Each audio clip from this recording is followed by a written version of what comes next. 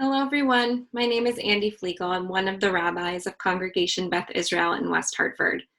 I hope that wherever you are, wherever you're watching this video, that it finds you safe and nourished in your mind, body, and soul. These are, of course, deeply challenging and painful times that we are living through. So it seems quite appropriate that in just a few days, we will mark Tisha B'Av, a day of commemoration and mourning on the Jewish calendar to mark the destruction of the first and second temples in Jerusalem. On Tisha B'Av, we read from the biblical book Lamentations. Lamentations is an honest, troubling, and even gruesome description of the devastation experienced by our ancestors when the first temple in Jerusalem was destroyed. The biblical writers are completely forthright in the way that they lay it all out there. They are sad, angry, confused, and they even blatantly ask that painful question, where are you, God? Let's take a look together at a couple of verses from the 3rd chapter of Lamentations.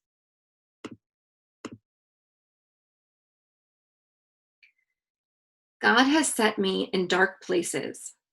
Like the long ago dead, God has walled me around so that I cannot get out. God has made my chain heavy. Also, when I cry and shout, God shuts out my prayer. Here it is over and over again. When I cry and shout, we'll hear God shuts out my prayer. God is not listening.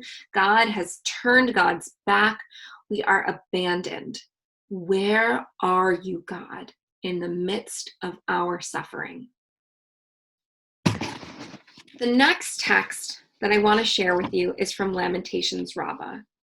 It's a midrash on the book of Lamentations. It was composed centuries after the biblical book by our rabbinic sages in the wake of the destruction of the Second Temple and later instances of communal tragedy that unfolded in their myriad of lifetimes.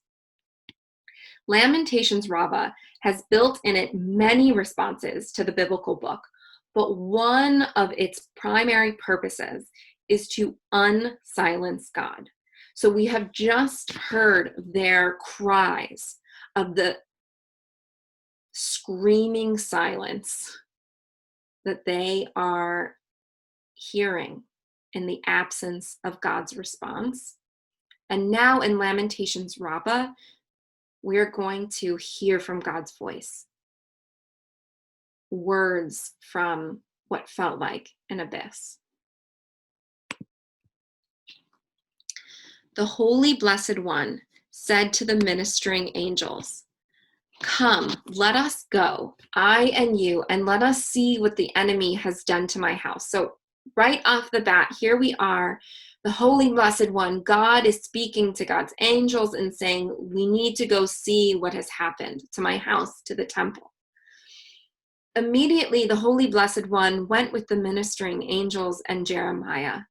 As soon as the Holy Blessed One saw the Beit HaMikdash, God said, "Certainly this is my house and my resting place, to which the enemy came and acted according to their will."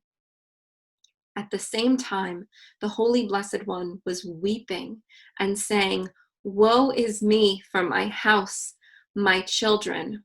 Where are you? My priests, where are you? Those who love me, where are you? What did I do to you?"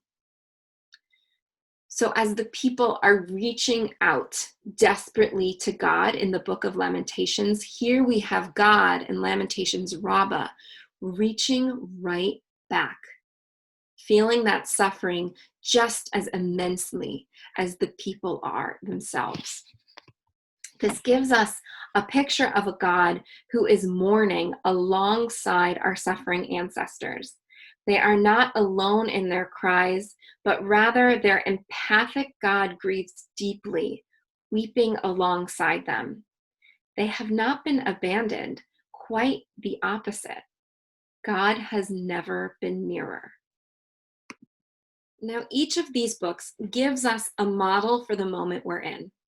Our biblical ancestors are not only brave in their courageous exposition of the violent devastation and desecration they witnessed, but they also understood that the only pathway to healing requires a full and honest account and acceptance of the pain, the fear, the anxiety, the sorrow, the anguish that this trauma evoked. So take some time with me now to sit in that. How are you feeling? And this isn't a superficial, how are you? Fine. Truly, where are you? How are you?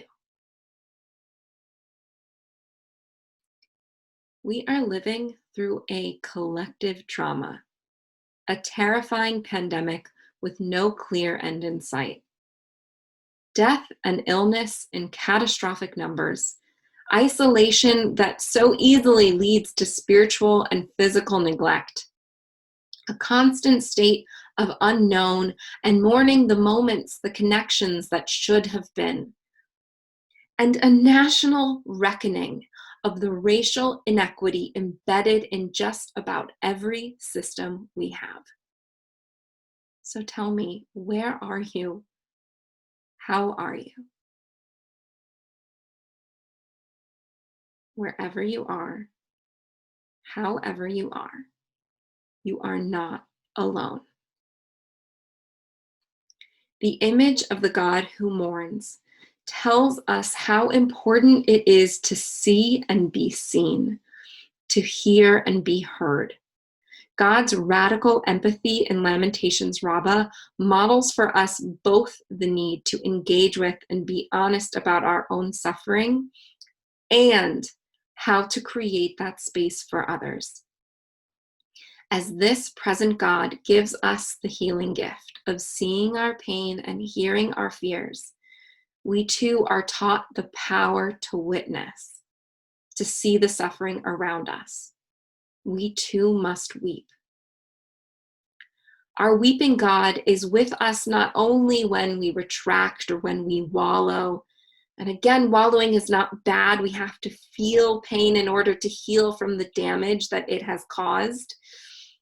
This God is not only with us when we are in that space, but also when we emerge, when we rebuild. The weeping God is our partner, ready to get up and do the work of creation with us each and every day. The God of Lamentations Rabbah gives us agency to build the world that we want to live in.